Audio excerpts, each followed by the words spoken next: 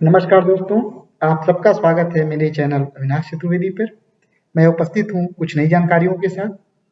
मित्रों, मैं सबसे पहले यह आप सबसे अनुरोध करूँगा कि आप लोग मेरे चैनल को सब्सक्राइब कर लें और बेल आइकन को भी दबा दें ताकि आप लोगों को नोटिफिकेशन मिलता रहे, क्योंकि आगामी कुछ दिनों के अंदर मैं बहुत सारे वीडियो जीएस के विविध विषयों पर लेके आने वाला हूँ। जैसा कि आप जानते हैं, उत्तर प्रदेश लोक सेवा आयोग ने पीसीएस 2020 के लिए विज्ञापन जारी कर दिया है। 21 अप्रैल से आवेदन भी प्रारंभ हो चुका है ऑनलाइन। आशा है आप लोग प्रारंभ कर दिए होंगे तैयारी प्रारंभिक परीक्षा की। इस प्रारंभिक परीक्षा के दृष्टिगत और वनडे कॉम्पिटिशन्स में जो ऑब्जेक्टिव टाइप क्वेश्चन पूछे जाते हैं उनके दृष्टिगत मैंने इम्पोर्टेंट फैक्ट्स और फैक्चुअल जो सीरीज है स्टार्ट कर रहा हूं मैं। और इस क्रम में मैं आज आधुनिक भारत के इतिहास पे कुछ तथ्यात्मक जानकारी लेके उपस्थित हुआ। आधुनिक भारत का प्रारंभ औरंगजेब के निधन से, औरंगजेब की मृत्यु से होता है। 3 मार्च 1707 को अहमदनगर में औरंगजेब की मृत्यु हो गई। औरंगजेब की मृत्यु के समय उसका पुत्र मुअज्जम काबुल का, आजम गुजरात का और काम बख्श बीजापुर का सूबेदार था। औरंगजेब प्रथम मुस्लिम शासक था जिसने गैर मुस्लिमों पे शरीयत लागू किया। शरीयत का कानून गैर मुस्लिमों पर लागू करने वाला औरंगजेब प्रथम मुस्लिम शासक था। प्रथम मुस्लिम शासक कई बार पूछा जा चुका है परीक्षाओं में।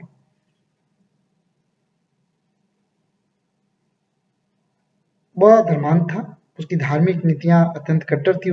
कई मस्जिद मंदिरों को ध्वंस करवाने का उसको के लिए उसके उत्तरदायी माना जाता है। जदुनाथ सरकार ने मुगल साम्राज्य के पतन का जो कारण माना है उसे उसमें मुख्य कारण औरंगजेब की धार्मिक नीतियों को माना है। यद्यपि इरफान हबीब साहब और कुछ अन्य इतिहासकार उनसे इत्तेफाक नहीं रखते हैं, फिर भी धार्मिक नीतियों ने मुगल साम्राज्य के पतन में महत्वपूर्ण योगदान दिया। औरंगजेब की धार्मिक नीतियां मुगल साम्राज्य के पतन में महत्वपूर्ण कारक थी। एकमात्र नहीं मानेंगे तो महत्वपूर्ण तो थी। औरंगजेब ऐसा प्रथम मुगल बादशाह था जिसने अपने राज्य को अपने पुत्रों के मध्य विभाजित करने के लिए एक वसीयत तैयार किया। उसने वसीयत एक लिखा था जिसमें उसने अपने साम्राज्य को अपने तीनों पुत्रों में विभाजित कर दिया। अकबर के बाद सर्वाधिक समय तक शासन करने वाला औरंगजेब था। मुगल बादशाहों में और अकबर के बाद औरंगजेब ने सबसे अधिक दिनों तक शासन किया और उसका साम्राज्य सबसे अधिक विस्तृत था। बहुत विस्तृत था उसका साम्राज्य। उसकी मृत्यु के बाद उसके पुत्रों में उत्तराधिकार का युद्ध छिड़ गया।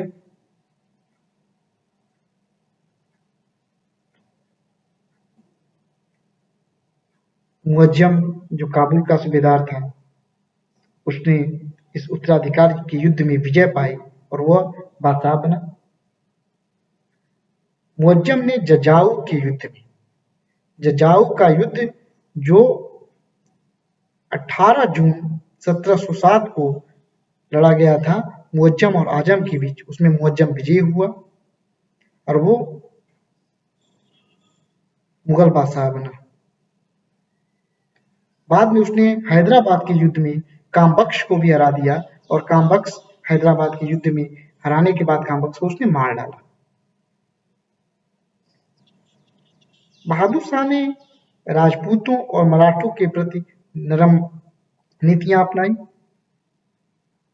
सिखों को भी उसने संतुष्ट करने का प्रयास किया, लेकिन बंदा बहादुर के साथ उसका संघर्ष हो गया और उसी संघर्ष के दौरान 1712 में उसकी मृत्यु हो गई।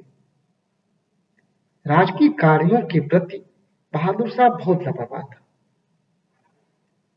उसकी लापरवाही के कारण ही उसे शाही बेखबर कहा जाता था। खाफी खां ने कहा कि राजकीय कार्यों में लापरवाही के कारण लोग बहादुर शाह प्रथम को शाही बेखबर कहते हैं। महत्वपूर्ण तथ्य क्या है? मुअज्जम बहादुर शाह प्रथम नाम से गद्दी पे बैठा, बादशाह बना। औरंगजेब का पुत्र मुअज्जम बहादुर शाह प्रथम के नाम से बना।